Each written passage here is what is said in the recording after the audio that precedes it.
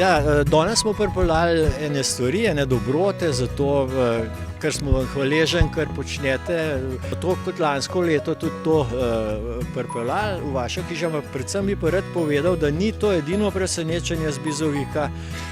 Eno presenečenje pripravljamo prav na božični dan, to je 25. Ampak to ne ostane skrivnost. Presenečeni smo na res dober odziv, kar smo zelo veseli.